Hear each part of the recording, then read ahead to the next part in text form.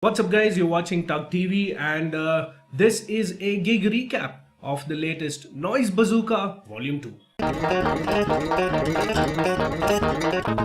So this edition of Noize Bazooka happened in Indigo XP, one of our new favorite places for gigs to happen. So, of course, Noize Bazooka Volume 2, this is the second edition, and it has been organized by Extreme Underground India. These guys, if you have gone through our previous video logs, you would know that they have organized the Death Damage Destruction and various other shows that have taken place in Bangalore. They're not new, they've been around.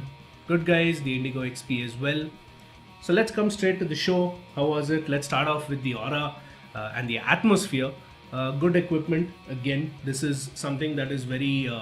it's become a regular and it's a good thing. Exactly, and it's something which is very crucial to a show, because if you don't have good equipment, you're not going to have good sound. And also another back end of good sound, you need good sound engineers.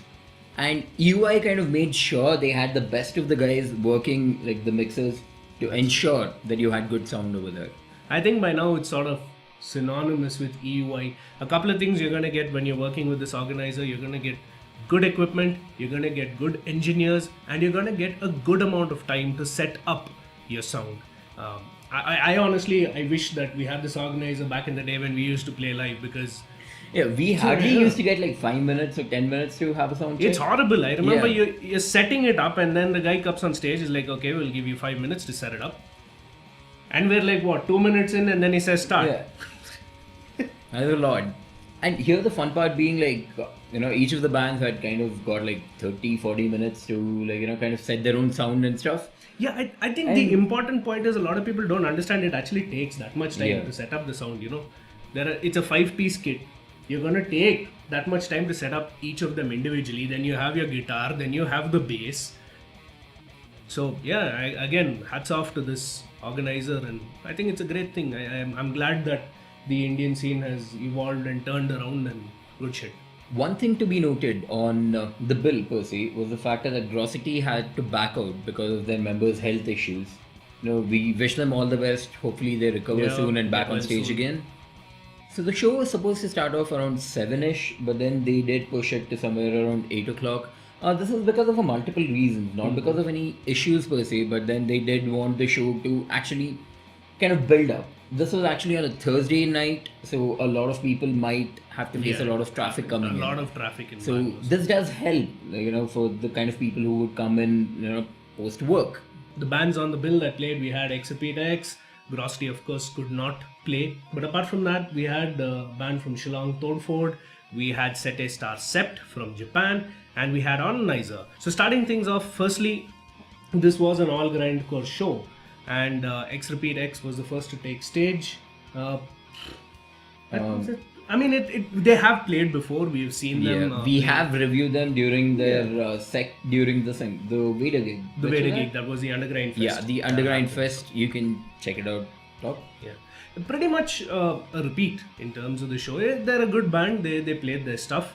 The good stuff remained, as well as some of the niggles, like their tone and all that still continues to bleed. I so badly want them to just kind of tweak up their tone so you can hear the guitars a bit more, precisely, because it was kind of getting lost in the mix a bit. And I know. Like, this might be a personal choice for the band, but then for a third person who likes to enjoy all different sorts of music, kind of does help.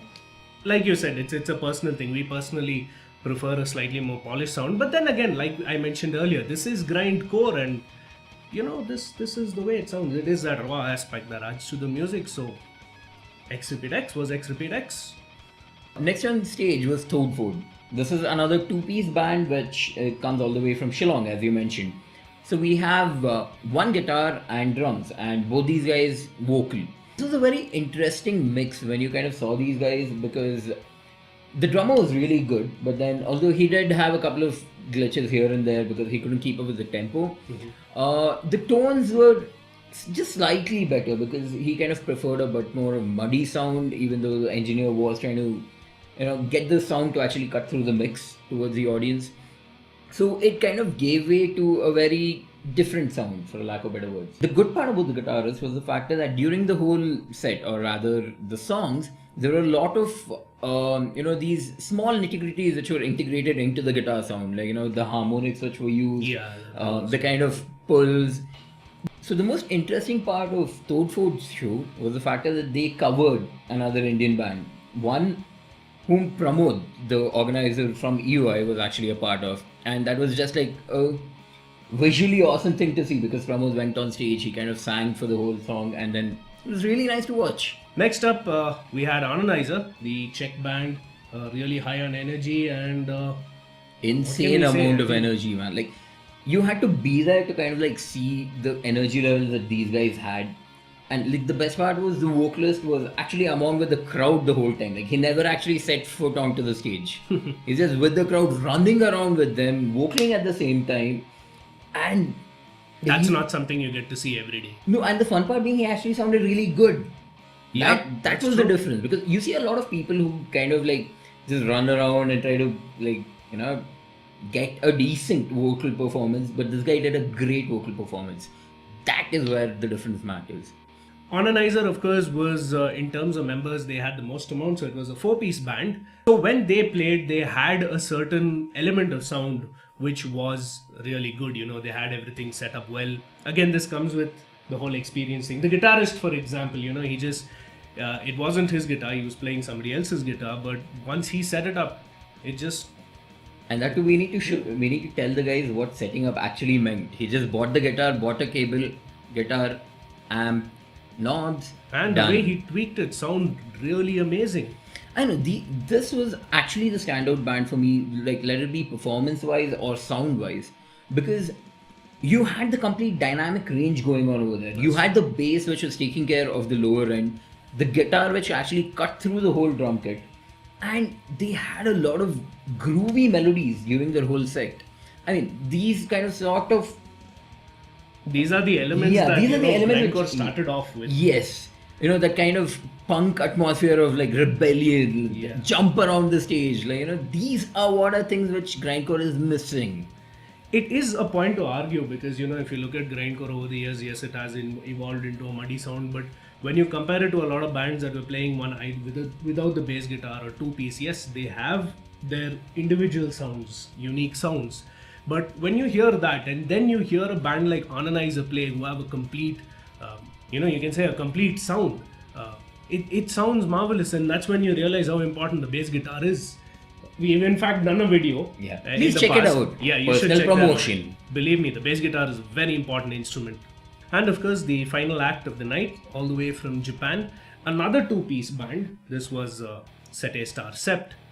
So they of course had a very interesting setup, both in terms of their sound. Of course, to start off with, the drums were pushed alongside the bass. Okay, first point to make, yes, they had the bass guitar. So no, but then there is a difference here. Right, because that's where things changed. Yeah, because there was only one bass guitar which was used. And no guitars this time. Yeah, the input from the bass was actually split into both the guitar amp and the bass amp. And this was all like, through a signal chain. You had quite a lot of processes going through there. I mean, look, we've also done it in the past when you want to know what... I mean, if you have a bass guitar and a guitar processor, do plug it up and see what it sounds like. It has its unique sound, a little muddy, but I mean, that's what it was, a really muddy distortion. So coming down to the actual show, one thing which was like right off the bat, which was very visible, was the factor that it was not more of a lyrical songwriting. It was more of your emotional wails, grunts, and kind of, emotions going through rather than anything else. That in fact stood out very unique about this band, because the emotion is always tied to a lyrical content. There has to be words or meaning to it, but they were able to send out the message not necessarily with lyrical content. So yeah, the band did kind of sound very tight musically. They did deliver to what it was. But one kind of aspect of their show which I would like to kind of bring to their attention is probably the antics which were going on stage. Like, just to begin with, during the whole part of the show, like, you had the drummer who was throwing the sticks away. But the issue was, I'm not sure whether if he had bought enough number of sticks along, because we had to kind of like return it back to the stage, and this was happening quite often. So of course, this band, a little more about the theatrics. you know, of course, a lot of bands, and when you're on stage, it is to do with a little bit of theatrics. I need to talk about the ending a little bit here. Yeah, It was a little over the top. This is something which is kind of like questionable because of the factor that by the end of the show, like you had both the members who were on the ground, they had like thrown away the bass guitar one side, the drummer was like throwing the snare away, throwing the toms away, randomly beating them. There are a lot of things that were happening here. But we have seen instance of we have seen actually a lot of members who do this on stage. But the difference here is the factor that by word of mouth, when we were talking to other people, like, you know, kind of seeing their live shows and everything, we did come to know that this is how they end most of their shows. So we're not sure whether these guys are actually going through a cathartic, you know, process for the end of the show, or is it just a thing to just sell? So you guys be the judge of that. So this show came to a rather destructive end with the whole theatrics going on, and this being, of course, a grindcore show. The show, you know, songs are relatively short, so and even the sets. Yeah, the sets were short. So it came to an end at around 10:30. To kind of gauge an idea of the crowd which was around, it was, I think, somewhere around 70 plus, you know, just off of it. But then considering that this was on a Thursday night, Yeah, I would say that's a really good turnout. And at the end of things, all the bands were sort of with the crowd and mingling with one another. Very friendly bunch. It was like a friendly meet and greet. The factor that both the bands, which Sept and Onanizer, actually stayed with the organizers when they came down to Bangalore. You know, they voluntarily stayed here. It was not the factor that these guys couldn't afford to send them, but then they preferred to stay with these guys. You know, that's a good sign. You know? It kind of shows to what level of, like, you know, being personal comes into play. I would say that Extreme Underground India is headed in a really good direction. I think it was a great show. They've delivered yet again, and we hope for more from them. You know, and as always, we support the local scene, and so should you. That's when we get more shows like this, and you know, that's what helps keep the metal community and the scene together. So were you there at the gig? Did you meet him? Did you do what I told you last time? Let us know what you guys feel in the comments below. And as always, like, share and subscribe. And as always, stay metal.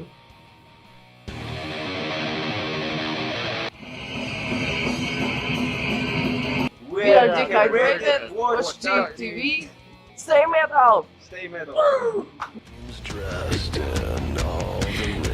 my god, this is much better than what you imagined.